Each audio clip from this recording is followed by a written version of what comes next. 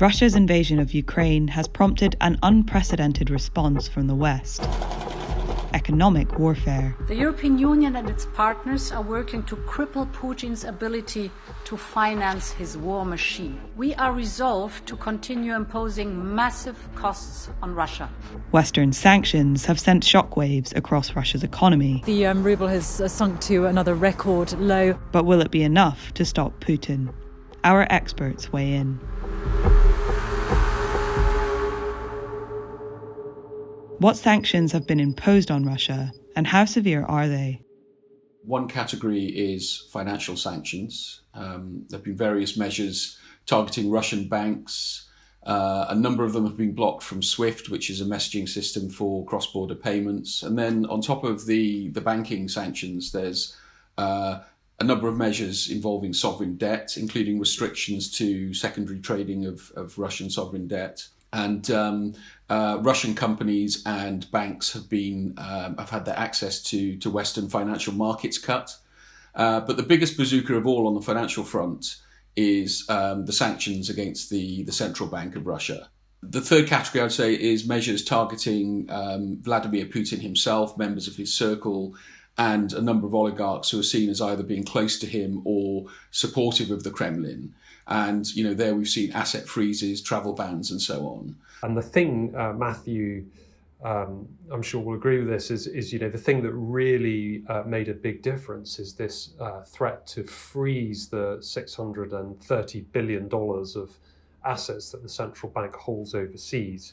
And that's really the sort of safety net that backstops Russia's entire economy. What effect have sanctions had so far, and what's likely to happen to the Russian economy? The effect of sanctions is really to create a kind of heart attack in Russia's financial system, and that's the first and most important effect. So you've seen the ruble fall as people worry about capital flight, worry that the central bank no longer has the foreign assets it needs to defend the currency. The share prices of Russian firms that are traded in Moscow or offshore have collapsed, including the banks.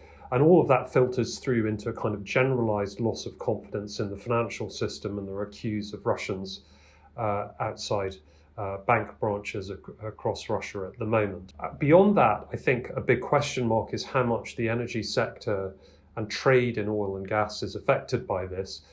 They have notionally been excluded from the sanctions regime, but the complexity of dealing with Russia in order to buy Russian oil or gas seems to be putting a lot of people off, which is why the oil price has now hit $110 roughly.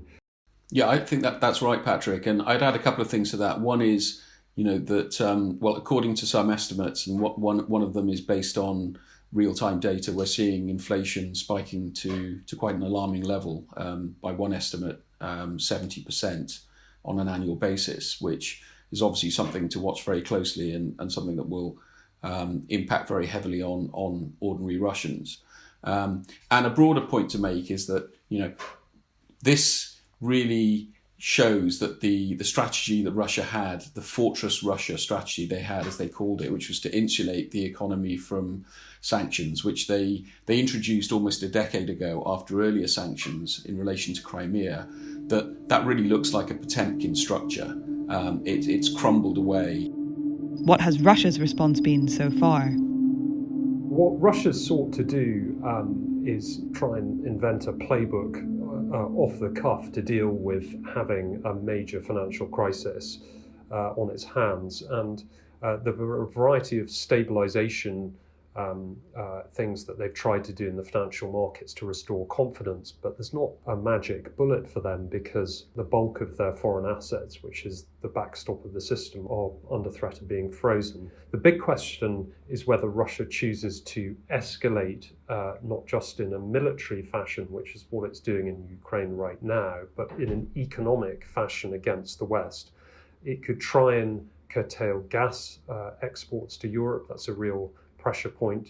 There are various specialist metals where Russia's exports are pretty important to global supply chains. Or cyber attacks could be another tool attacking Western economic rather than military interests. In terms of the economic retaliation, it's been very muted so far. I mean, one of the only things that Russia has done is to announce a tit-for-tat ban on planes from a number of countries using its airspace and using its airports. And interestingly, if Russia does manage to take full control of Ukraine, it could hold back things like rare gases, which Ukraine is a big supplier of and which are used in the manufacture of semiconductors. They're important in semiconductor etching. So that's just one example of a lever it could pull on the basis of taking control of Ukraine if it manages to do that.